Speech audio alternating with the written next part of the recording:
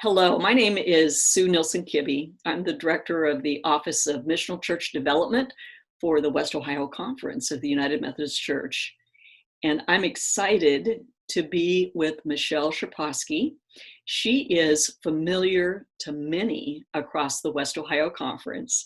Michelle is our Family Ties Traction Track leader and trainer, and has worked with any number of churches, pastors, and teams around what it means to create vital, momentum creating children and family ministry. And we've had extraordinary stories of new fruitfulness come out of the churches that Michelle has trained and coached through Family Ties. So right now, we have Michelle herself to talk to us about her best wisdom through her experience of children and family ministry on what is most crucial to think about, remember, and focus on in this season of social distancing restrictions and this opportunity for churches to become more creative. Michelle, by the way, is also one of our ministry leaders in the trenches. She is the director of children's discipleship at Church of the Savior United Methodist Church in Cincinnati, Ohio, as well as our Traction Track trainer. So Michelle, welcome to this. And we're so glad to have you with us. And why don't you give it to us right now as we scramble, some of us in our churches, to figure out what children and family ministry means. Help us set the stage for really how to take a look at this. Thank you, Sue. I appreciate the opportunity to come and to share information. Certainly, by no means do I have all the answers, but we have a lot of information out there that we can connect you with. And one of the things I love about the West Ohio Conference is the willingness to share ideas and resources and the opportunities to do that. So while I will present some thoughts, certainly I always covet people sharing other ideas or perspectives that maybe haven't been mentioned today. Initially, I think this COVID pandemic threw us all into a tailspin. I think we can agree to that. You know, with just a matter of days, we were shutting our doors to our church buildings and working from home. And at the beginning, I heard a couple people say, oh, this will be great because parents are going to be home with their kids and they'll finally get to be their discipleship leaders like we've wanted them to do. But I caution that thinking, because just as it's been a tailspin for us, in just a matter of days, parents have gone from having to homeschool their kids, become their kids' teachers. They've had to learn how to work remotely or possibly even go without a job, and they're navigating how they're going to pay bills and get groceries and apply for unemployment. There's so much happening. And then there's just copious amounts of information about the virus on almost an hourly basis.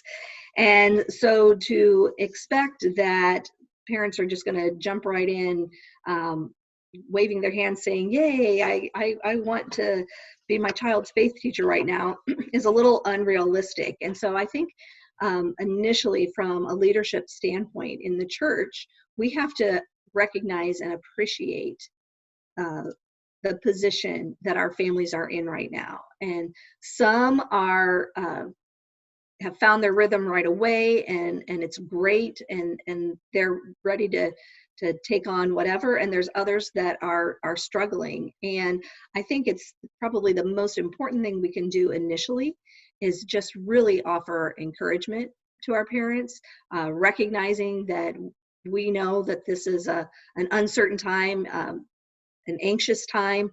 They may be trying to take care of their own fears and anxieties, and also, trying to comfort their kids who are trying to figure out what's happening and why they can't play with their friends and why they're not going to school anymore. And so we really just need to acknowledge that and appreciate the reality that's before them.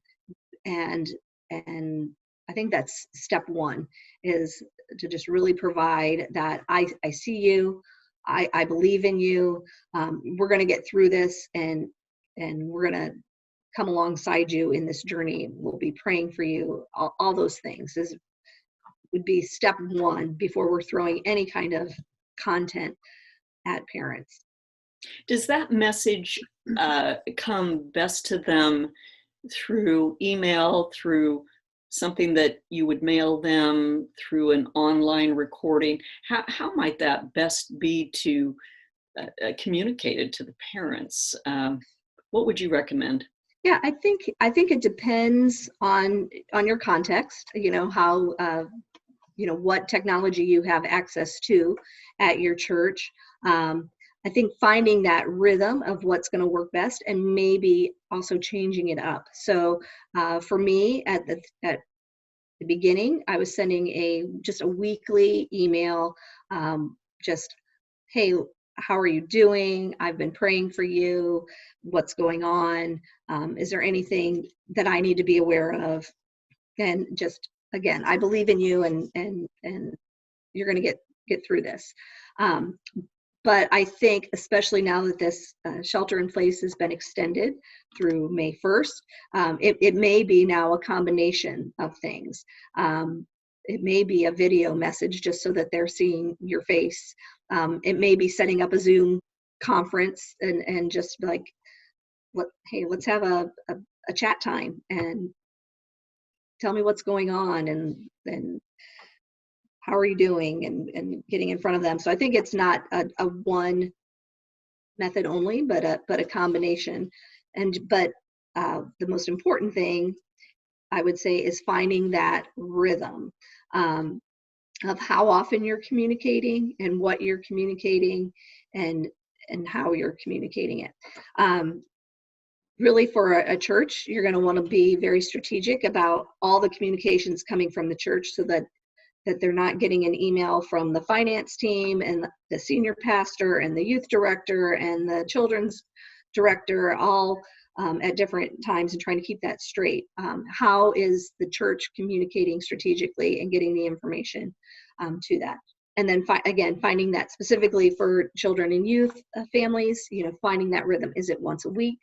Is it twice a week? What does that look like? You want it to be simple, and you want it to be routine, so that they can count on it. I know on Monday mornings, I'm getting an email from Pastor Tom.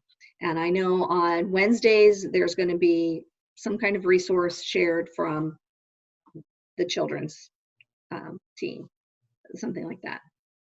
So creating a rhythm so that parents and families know when to expect what. I've even heard an example of one church that created something on a daily basis as parents are trying to figure out the homeschooling schedule and taming the management of the home when kids are trying to learn at home and everything by every day at a certain time.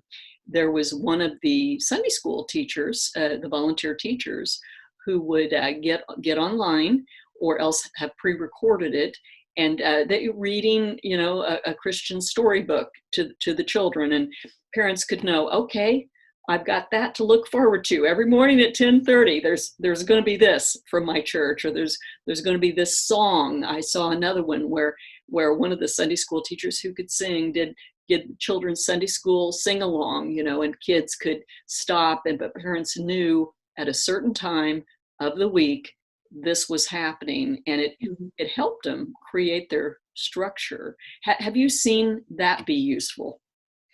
Definitely. The biggest thing that has thrown so many of us off is our routines have been disrupted, and we're trying to find a new routine. And what does that look like? And I think the longer you live without a schedule or without structure, you start to go a little bit wonky. And so I think as a church, we recognize that also, is that we need to create a structure that is predictable and simple and reliable and consistent, so that that provides comfort. We get comforted when we know what to expect. Michelle, what is realistic for a church in your thinking experience? Realistic for a church to provide parents to continue spiritual growth for their children at this time, sending the entire weekly children's full-blown curriculum, like what would be happening in Sunday school class, might be too overwhelming. Yeah. What is realistic? What would you recommend? Great question. Yeah, we definitely don't want to be sending our curriculum home with parents and saying, "Hey, have Sunday school at home now," and do that. We don't ask them to preach the sermons, so we're not going to ask them to do that. But there are simple things that we can offer. We can give them daily devotions. Something that we're doing at our church is mailing out. There's a weekly mailing that comes from the church with the order of worship for Sunday morning, but included in that is a devotion guide for the children. So it has a daily the scripture that's for the week that goes along with the sermon, and then there's an activity for each day that they can do to engage them in the Bible. Some things involve their family or their parents, and some things are independent. You also want to be mindful of that you're not giving so many things that it requires a parent to be involved in. You want them to have some autonomy. But so whether that's going out again by email or by hard copy, putting something on your Facebook page or whatever the social media is that you use, but having some kind of daily devotion. I would encourage parents to be praying with their children on a daily basis. Hey, we have the opportunity now. We're having meals together more regularly. So what does it look like? Let's start being intentional about praying with our kids at mealtime and at bedtime. There's lots of great content out on the internet, and there's Facebook groups and all that. But again, thinking, how are we going to share that with the families? And so whether that comes in your weekly email, here's one or two ideas. A resource that our preschool director came across that we've just started using is called Padlet, PADLET.com. And basically it is a virtual bulletin board. And so you can share it with families and make that visible. And as you're putting up ideas on there, they can access it when they're ready for it. You could put it on your Facebook page. You could put it on your church's website.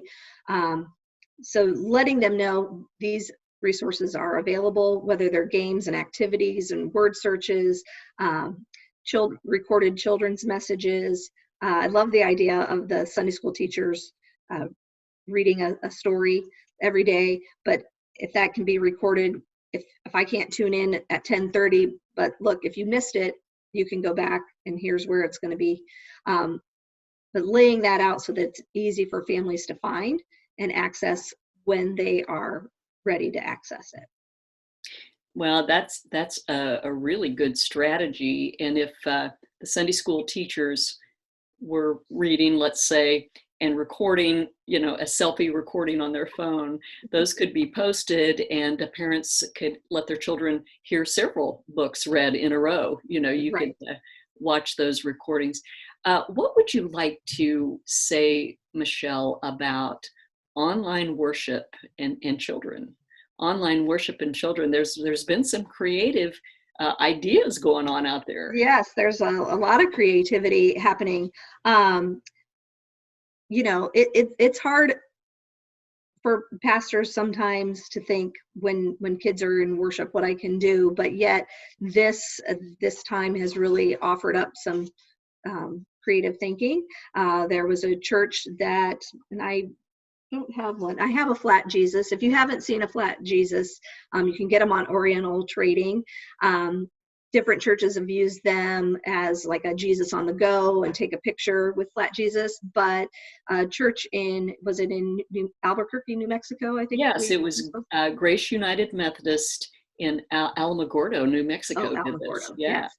And so they bought those flat Jesuses and sent them out to all their families and encouraged the parents to hide Jesus around the house overnight.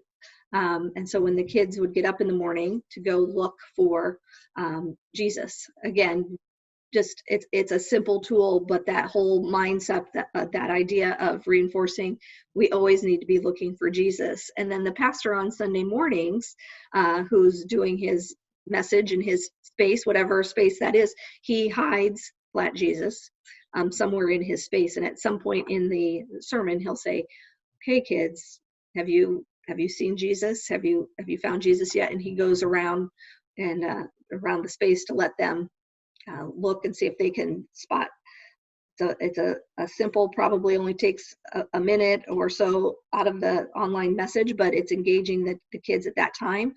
Stillwater Church in Dayton, what they did, the pastor said at this point in the sermon, when I say this phrase, kids, that's your cue to go into the kitchen and get some pots and pans and bang on them. And every time I say that, you're gonna pound on those pots and pans and be involved in the worship. So those are just a couple of ideas but calling out the kids and giving them a specific task, or a word to listen for, and an action to participate in, is really going to be helpful for that big church experience at home.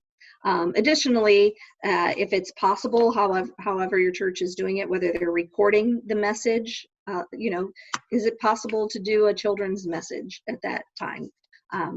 Can you record it? At our church, I'm recording them at home and sending them out, and then they include a link when they send it out to the congregation, so that there's a separate 3 to 5 minute message just for the kids.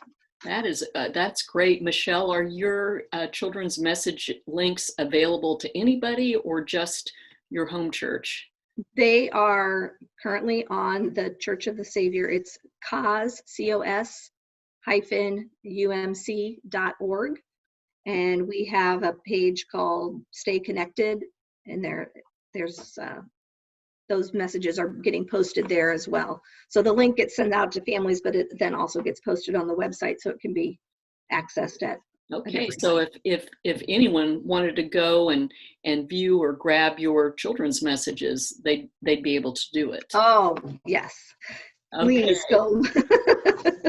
Please go watch those. So, Michelle, just now transitioning us, thinking ahead. Many of us are just working hard to figure out now.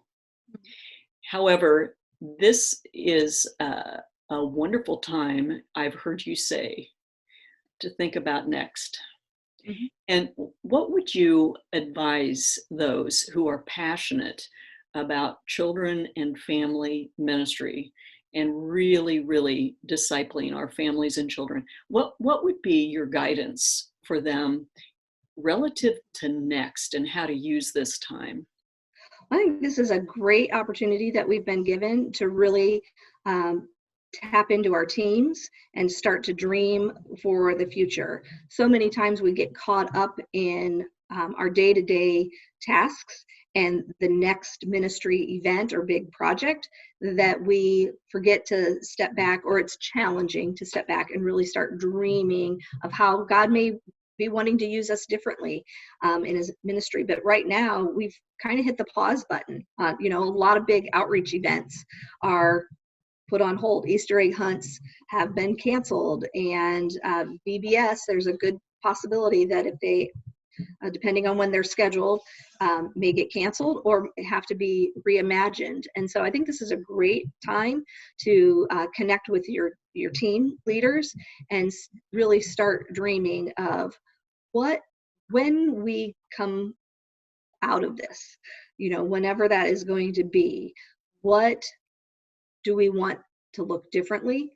What have we learned through this time that we want to keep? Like, hey, having some of these tools really worked well. This is something we want to continue. Or how do we want to reshape some of what we've done to be better.